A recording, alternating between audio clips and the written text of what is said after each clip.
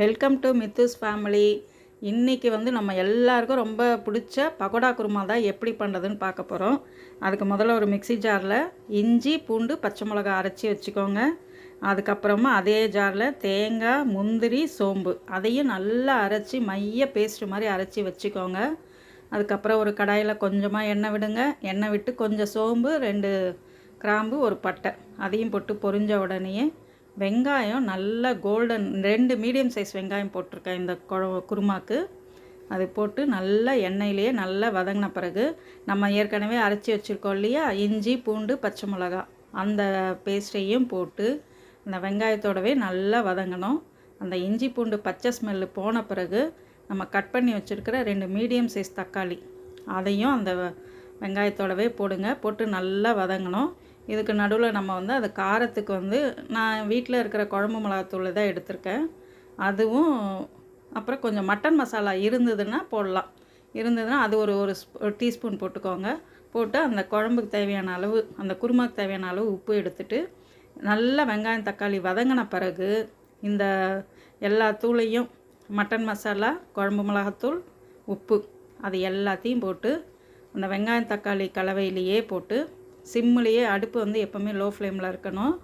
நல்லா வந்து சிம்மிலேயே வச்சு ஒரு 5 நிமிஷம் நல்லா அந்த மிளகாத்தூளோட பச்சை வாசனை போகிற அளவுக்கு நல்லா வதக்கி விடுங்க.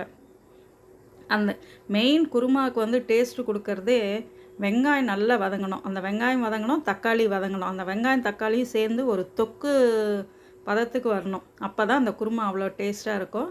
அந்த அளவுக்கு அது எண்ணெய் பிரிஞ்சு வந்த பிறகு நம்ம எடுத்து வச்சுருக்கிற பக்கோடா, நான் இன்றைக்கி ஆனியன் பக்கோடா தான் எடுத்திருக்கேன். நீங்கள் முந்திரி பக்கோடா போட்டிங்கன்னா அது இன்னும் டேஸ்ட்டாக இருக்கும்.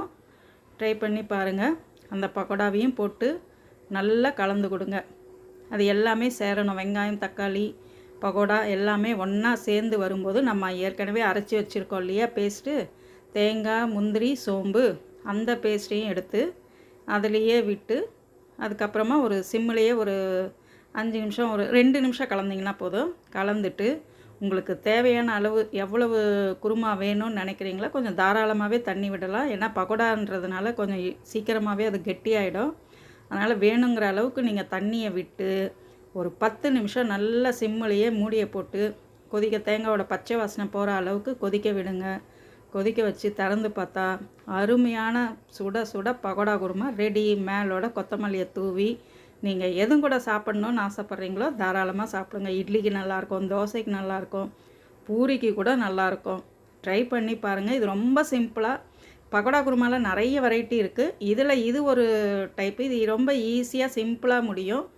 நாளைக்கு இன்னொரு வீடியோவில் உங்களை வந்து பார்க்குறேன்.